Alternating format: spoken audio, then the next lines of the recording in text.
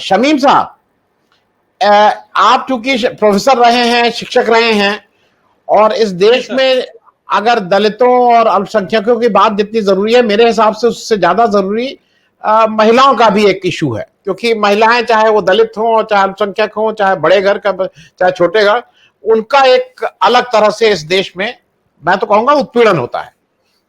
ये विजयदशमी के रोज जी उनके मुख्य अतिथि एक महिला को राष्ट्रीय स्वयंसेवक संघ के उसमें बनाना, जिससे मैं फिर से कहूंगा कि क्या महिलाओं को वो स्थान मिल रहा है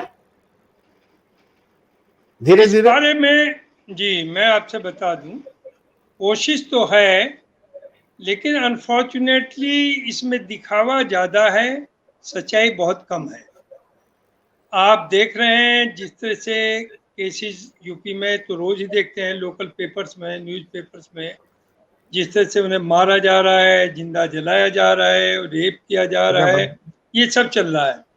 तो ये मैं नहीं समझता हूँ। एम्पावरमेंट की बात तो सभी पार्टी, सभी ऑर्गेनाइजेशंस करती है, लेकिन इन प्रैक्टिस ये बहुत नज़र नहीं आ रहा। अब आइए, जहाँ तक सवाल हम लोगों का है, मुस्लिम्स की बात जो आप कर रहे हैं, मुस्लिम्स में, इस्लाम में फ्रॉम द वेरी बिगनिंग, हालांकि प्रोपेगेंडा ये है कि हम लोगों ने औरत को बहुत दबा के रखा है, ऐसा नहीं। आपके और रिलीजन्स में तो बहुत बाद में ये ऐड किया है कि औरतों को उनका हक मिले। हमारे यहाँ पेरेंटल प्रॉपर्टीज में औरत का जो बाय रिलीजन हक है फ्रॉम द वेरी बिगनिंग। दूसरे, जब उसकी शादी हो जाती है तो उसमें यह है कि मियाँ हस्बैंड की प्रॉपर्टी या इनकम में तो औरत का हक है, लेकिन औरत की जो अपनी कमाई है या अपनी प्रॉपर्टी है, उसमें उसके हस्बैंड का हक नहीं है। तो देखिए, ठीक है, प्रैक्टिस में चूंकि देखिए बाय एंड लार्ज सोसाइटी का असर होता है, वो हमारे ऊपर भी है। फॉर एग्जाम्पल, गरीब लोगों में आपके यहाँ मैं देखा एएमयू में भी एक लड़की एमबीबीएस करती है ऑल इंडिया इंस्टीट्यूट से, और एक करती है आगरा या अलीगढ़ से, लड़का। तो लड़का से वो लड़की बहुत सुपीरियर है, लेकिन होता क्या है, अगर शादी करेगा वो लड़का जो अलीगढ़ या आगरा से पास आउट है एम्स की लड़की से, तो और रेट बढ़ जाता है उसका, कहता है 1 करोड़ दीजिए, 2 करोड़ दीजिए। हम आपसे बताएं, हमारा भाई वही बात है कि प्रैक्टिस में मैं भी मानता हूँ गड़बड़ है, लेकिन जैसे एएमयू में पढ़े लिखे लोग हैं, आप किसी से इंक्वायरी करिए, जो शादियां हो रही, इंटरकास्ट भी हो रही, सेम भी हो रही, उनमें 1 पैसे का लेन देन नहीं होता, बस बारात आई, अच्छा खाना होता है, उसके बाद खत्म। 2 नए पैसे ना कोई मांग सकता है ना कोई देता है, अपनी मर्जी। हाँ, जब लड़की को जरूरत होगी उस वक्त हम बगैर किसी पब्लिसिटी के, क्योंकि उसका हक है हमारी प्रॉपर्टी में, उसे देना चाहिए, और हम देते हैं। सब नहीं देते, लेकिन बाय एंड लार्ज देते हैं। तो जहां तक जो और तो जैसे अब कश्मीर वहां का चल रहा है, ईरान का, देखिए कभी कभी ये चीजें बुरे लगती हैं कि स्कार्फ जो है, स्कार्फ तो क्रिश्चियंस में भी है, स्कार्फ तो हिंदूज में भी, जो अच्छी पुरानी फैमिलीज है, जमींदार फैमिलीज है, ब्राह्मण है, गांव में आप जाइए, पर्दा आज भी है, घूंघट निकाल करके। वो एक ये नहीं कि कोई दबाया जा रहा, बल्कि एक as a mark of respect कि एल्डर्स के सामने, जैसे बड़े बड़े लोगों में हमने देखा कि अगर बाप दादा के पास जाएंगे तो टोपी ओढ़ करके जाएंगे, तो ये नहीं था कि टोपी ओढ़ करके उनमें कोई चेंज आ गई, लेकिन as a mark of respect, बड़े छोटे का उसमें ये बताया जाता है कि भाई बड़े के साथ ऐसे भी हो, छोटों को इस तरह से पेश आना चाहिए। तो जहां तक मैं समझता हूँ, वोमेन, जैसे वोमेन एम्पावरमेंट क्या हुआ, गांव में प्रधानी का, इन सब में उनकी सीट रिजर्व कर दी। होता क्या है कि अंगूठा टेक है, अनपढ़ है बेचारी, बच्चा गोद में, मियाँ चला रहे हैं, हर मीटिंग में मियाँ जाते हैं। क्यों? आप उसमें करिए कि मिनिमम ऐसी लेडी हो जो खुद पार्टिसिपेट करे, अपनी वहां अपनी आवाज उठा सके, ऐसा हो नहीं रहा। उसके नाम पर, उस फैमिली के औरत के नाम को जानता भी नहीं कौन हुई है, आपकी प्रधान या सरपंच या जो भी है, वो उसका जो हस्बैंड है या उसका जेठ है या बेटा है, वो करता है सब कुछ। तो ये तो एम्पावरमेंट नहीं हुआ।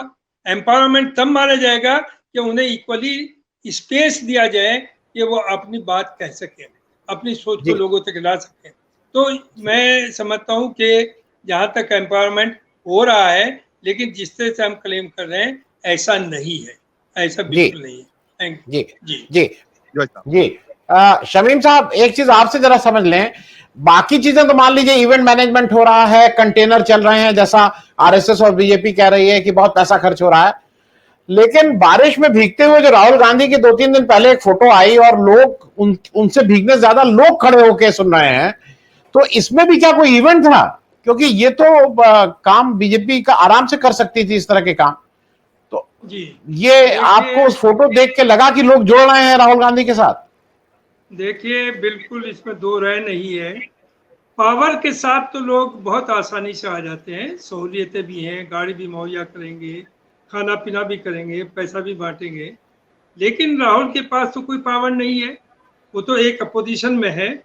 और नो डाउट थोड़ा सा हम लोग भी नाराज थे कि इन्होंने ये काम बहुत शुरू काफ़ी पहले करना चाहिए था, थोड़ा डिले किया है। लेकिन जहाँ तक राहुल का सवाल है और राहुल नेहरू फैमिली का सवाल है, दे आर 100% सेकुलर, करप्ट नहीं है, सबको बराबर मानने वाले, सबको जोड़ने वाले। तो इस वक्त जो उनकी बारिश में और इसमें लोग इकट्ठा आ रहे हैं, उसके पास तो कुछ देने को है ही नहीं है। तो इससे अंदाजा होता है कि लोग उनके साथ आ रहे हैं और वही बौखलाहट इनमें है इस वक्त। उसी बौखलाहट की वजह से आपने जेपी साहब का नाम लिया, आपने दिल्ली मस्जिद में जाने की बात करी, आपने दिल्ली मदरसों की उससे बात करने की बात हुई कुछ इंटेलेक्चुअल से। ये सब दिखाता है, चूंकि टू बी वेरी ऑनेस्ट, मैं पहले कई बार रिपीट भी कर चुका, अब भी कर रहा हूँ, कि अगर यहाँ वोटिंग राइट जो है मुस्लिम्स का आप खत्म कर दीजिए तो 2 दिन भी बीजेपी पावर में नहीं रह पाएगी। ये समझाने में कामयाब रहे, क्योंकि मेजोरिटी अनपढ़ है, उतनी सोच नहीं है कि सब मुसलमान जो है हिंदुस्तान के लिए सबसे बड़ा खतरा है। 2 साल पहले ये कहा गया कि 2029 तक अगर आपने कुछ ना किया तो ये मुस्लिम मेजोरिटी में आ जाएंगे, इनका प्राइम मिनिस्टर प्रेसिडेंट ये कैप्चर कर लेंगे। क्या ये मुमकिन है? 29 तो आ गया। अब कहा जा रहा है 2047 तक। साहब फला आदमी कह रहा था कि मुस्लिम इस्लामिक लॉ रूल आ जाएगा। आप देखिए, जहां 20 साल से तो आप 14% कह रहे हैं, मुसलमान 14% है। हालांकि मैं मानता हूँ 14 नहीं, 18 से कम नहीं है, लेकिन आप तो 14 ही कह रहे हैं। जब वो 20 साल से 14% चल रहा है तो कैसे मेजोरिटी हो जाएगा?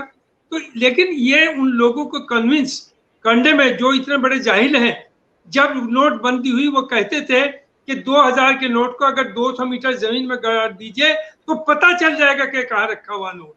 जरा सोचिए, ये साइंस है आपकी। जहां ये कहा जा रहा है कि बुलबुल के ऊपर हमारे फला सावरकर साहब उड़ के फला जगह गए, ये साइंस है। जहां एक जज ये कह रहा है कि एक मोर जब नाचता है तो मोर के जो आंसू है उसे पी करके मोरनी प्रेग्नेंट हो जाती है, ये साइंटिफिक है। तो आप मुस्लिम मदरसों में तो रिफॉर्म करने चल दिए, आप गवर्नमेंट स्कूल को सुधारिए ना। गवर्नमेंट स्कूल, ये मुझे भी बहुत टाइम लगा, मैं ठीक है टीचिंग में हूँ। अब अंदाजा होता है कि ये गवर्नमेंट स्कूल का बुरा हाल क्यों है। ये इनकी सोची समझी राजनीति थी।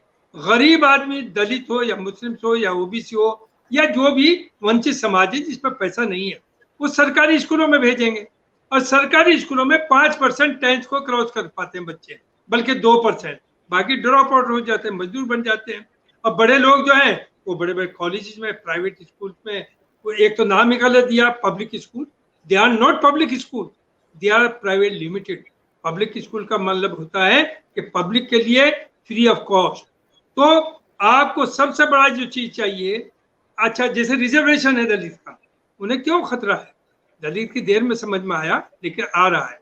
उन्हें यह पता है कि आपका 22% रिजर्वेशन है, 110 MP आपके पार्लियामेंट में बैठे हैं, MLAs बैठे हैं, लेकिन और उसमें मेजोरिटी जो है 110 में से 100 जो है बीजेपी के टिकट के इलेक्ट हुए हैं। तो आप तो अंबेडकर की बात करते हैं, अंबेडकर ने क्या क्या क्या सबको मालूम है, और आप उनके टिकट से, तो आपको तो इस काबिल नहीं छोड़ा। कुछ दिन में क्या होगा, जब एजुकेशन नहीं होगी तो ये compete नहीं करेंगे। आप कहेंगे कट ऑफ 40% है, दलित के नंबर 15% आ रहे हैं, तो वो सीट सब खाली रह जाएंगे। फिर क्या होगा कि साहब इन्हें जनरल से भर दीजिएगा। तो ये सोची साजी वो है कि गवर्नमेंट स्कूल्स को आप इतना खराब बदतर बना दीजिए कि बच्चे जो हैं वो आगे बढ़ ही ना पाए। और एक कहावत है कि अगर किसी मुल्क को बर्बाद करना है, उसे तबाह करना है, तो वहाँ एजुकेशन को बिगाड़ दीजिए। वो हमने किया है, हम कर रहे हैं आज की डेट में।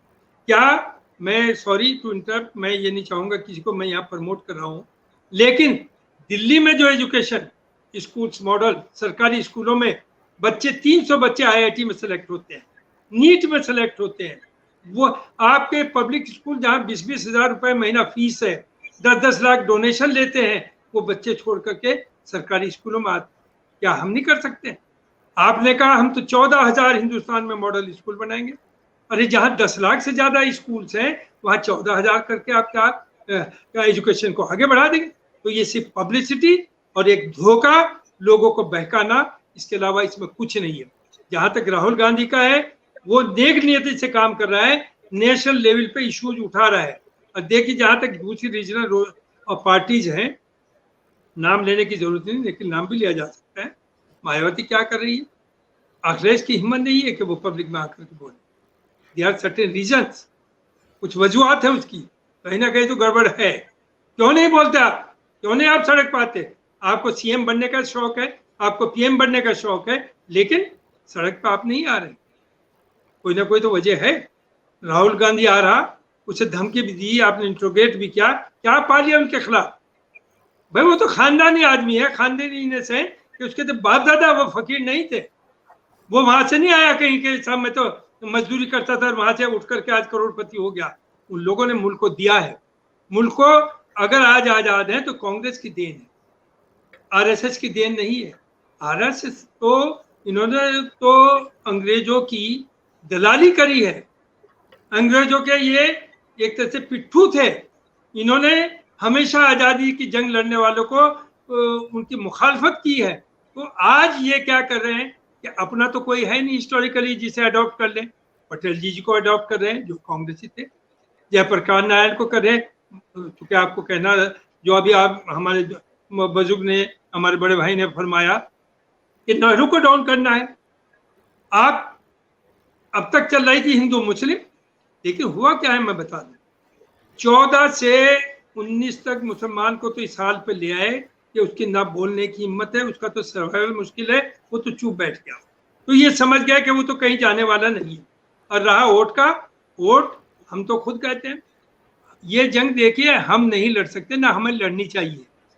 हम आरएसएस को या बीजेपी को नहीं हराएंगे, ना हम उन्हें दुश्मन कहेंगे। क्यों? पिटाई हमारी होती है और सो-कॉल्ड ये सेकुलर पार्टी एंजॉय करती हैं पावर को। तो ये लड़े, हम पीछे हैं। हमारा काम ये होगा, जो सही पर होगा हम उसका सपोर्ट करेंगे, जो सच्ची बात कहेगा उसके साथ खड़े होंगे, लेकिन हम अगवानी करेंगे। इन्हें मौका मिलता है। यूपी में क्या हुआ? हर तरह की न्यूज ये थी कि अखिलेश की गवर्नमेंट बन रही है। तो दो बात रही, अखिलेश का तो दिमाग खराब हो गया कि मैं तो पावर में आ रहा हूँ, इन्हें तो प्रॉपर्ली बिहेव ही करना छोड़ दिया। बीजेपी को एक मौका मिला, उन्होंने कहा ये अखिलेश की हुकूमत नहीं आ रही, ये मुल्लों की हुकूमत आ रही है, और ये वही करेंगे जो 2012 से 17 में किया इन्होंने। तो आप भैया तुम लोग समझ जाओ, उसका नतीजा यह हुआ कि 750 काश्तकार मारे गए, और ज्यादातर वेस्टर्न यूपी के थे, जाट थे। उन्होंने एंड ब्लॉक बीजेपी कोट किया। तो ये they are successful, they created the atmosphere कि ये हुकूमत जो आएगी अखिलेश की नहीं, इन मुसलमानों का आएगी। और ये भी सही है, अपोजिशन पार्टीज ने कोई खास नहीं दिया मुसलमानों को। बस ये जरूर है कि ये उनमें दे दी ताकत कि कोई अगर किसी रेपिस्ट को पुलिस पकड़ लाई तो मुसलमान जो सो-कॉल्ड पार्टी के लीडर से थाने में पहुंच गए, उसे छुड़ा लाए और ताली बजा दी। क्या ये तरक्की है कौम की? किसी डकैत को आप छुड़ा लाइए, तरक्की है। किसी मर्डर को छुड़ा लाइए, आप तरक्की है। और क्या क्या कम्युनिटी के लिए। तो जहां तक देखिए, मैं समझता हूँ नेशनल लेवल पर भी सिर्फ और सिर्फ कांग्रेस है। और ये कहना कि कांग्रेस के अलावा, कांग्रेस को छोड़ करके हम कोई बहुत बड़ा अपोजिशन ग्रुप बना लेंगे, वो कामयाब नहीं होगा। और लीडरशिप, उन्होंने तो इतना बड़ा दिल दिखाया कि आप बार बार कहते थे अरे साहब कांग्रेस में प्रेसिडेंट वो तो उसी के पास, उन्होंने कहा ठीक है हमें नहीं चाहिए, अब इलेक्शन होने वाला है। लेकिन इलेक्शन में कभी आप निकाल लें। आप ये बताइए बीजेपी में कभी इलेक्शन हुआ, समाजवादी में इलेक्शन हुआ, बीएसपी में इलेक्शन हुआ, आपका टीएमसी में इलेक्शन हुआ, वहां नॉमिनेशन है सीधे। लेकिन इन्होंने कम से कम ये हिम्मत दिखाई इस बार कि भाई इलेक्शन होगा, एक तरफ खड़ गए एक तरफ जरूर है, तो इन्होंने तो करके दिखाया, आप तो सिर्फ कह रहे हैं। तो मेरा अंदाजा ये है कि ये बौखलाहट है जिसकी वजह से अब मदरसों में जाना पड़ रहा है, मौलवियों से मिलना पड़ रहा है, मस्जिदों में जाना पड़ रहा है जो आज तक नहीं किया, और जो कहते हैं वो सच्चाई नहीं है, जो दिखता है वो नहीं है, जो नहीं दिखता वो है, कुछ सब जानते हैं जो आप सब। ठीक है।